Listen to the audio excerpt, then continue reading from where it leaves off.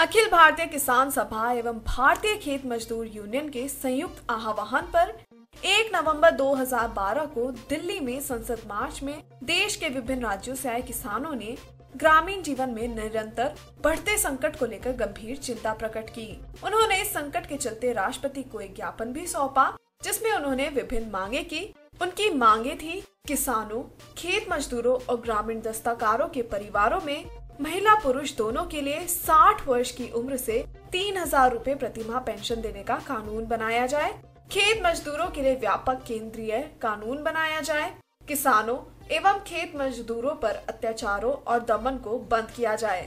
अखिल भारतीय किसान सभा के महासचिव अतुल कुमार अंजान ने इस मौके पर किसानों के हक के लिए मांग की और कहा, अखिल भारतीय किसान सभा और भारतीय खेत मजदूर यूनियन ने देश के ग्रामीण जीवन में जो संकट गहरा गया है उसके विरुद्ध पिछले 1 साल से देशव्यापी अभियान चला रखा है।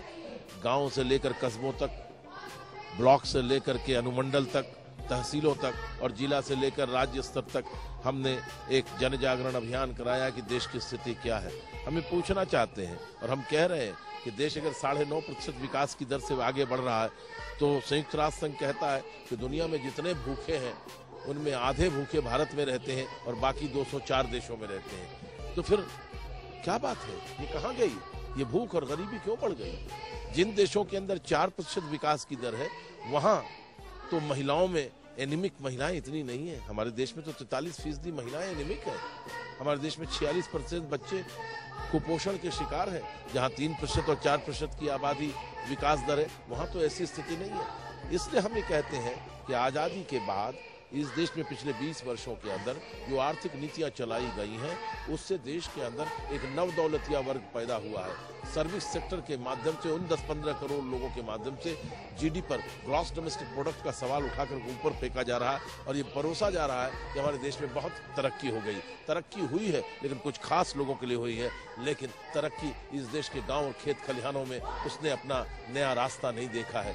गाँव के अंदर बिजली इतनी भी नहीं आती कि मोबाइल चार्ज हो जाए। सर ये बताइए, जो आंकड़ों की वृद्धि को ही हम असली तरक्की मान रहे हैं, क्या असली रूप में वृद्धि हो पाई है अभी तक? नहीं, आंकड़ों की जो है ये तो बाजीगरी है।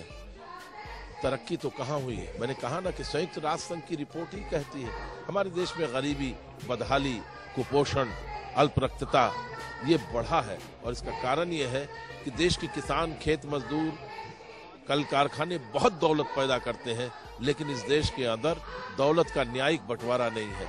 इसीलिए प्रोफेसर अर्जुन सेन गुप्ता की कमेटी की रिपोर्ट ने कहा था कि इस देश के अंदर पार्लियामेंट को ने बनाई थी कमेटी, राष्ट्रपति को रिपोर्ट उन्होंने दी और उसमें कहा कि साहब देश में 77% यानी 83 करोड़ 65 लाख लोगों की रोजाना की आमदनी 20 रुपए है। क्या 20 रुपए में कोई आदमी जी सकता है? अच्छा सर ये बताइए, जो राशनिंग का अभी सिलेंडरिंग का जो राशनिंग का है और जो इतने गरीब लोग हैं, क्या इसमें क्या वाजिब है ये सरकार की नीति क्या? हम तो एक बात कह रहे हैं कि सरकार को खाद्य सुरक्षा हर परिवार को देनी चाहिए।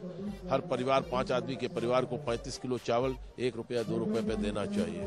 उसमें अतुल कुमार अंजान भी चावल ले ले सार्वजनिक वितरण प्रणाली से और मुकेश अंबानी भी लेना चाहे तो वो भी ले ले। कॉर्पोरेट घरानों के खिलाफ एक से एक बड़े स्कैम सामने आ रहे हैं, तो इसका क्या मतलब सरकार की नीयत पे क्या फर्क, क्या नीयत है? देखिए कल केजरीवाल ने एक खुलासा किया था कि अंबानी और ये और जो एफडीआई का जो मुद्दा अभी सरकार 4 तारीख को एक बड़ी रैली करने जा रही है, तो इस मुद्दे पे किसानों के हित में क्या? वो किसानों के हित में नहीं है, इस देश के बड़े पूंजीपतियों, बहुराष्ट्रीय कंपनियों के हित में एफडीआई के समर्थन में रैली हो रही है। वहीं तमिलनाडु के सांसद डी राजा ने भी किसानों की समस्या को गंभीरता से उठाया और कहा, FDI in multi brand retail trade is not in the interests of farmers, particularly the small and marginal farmers.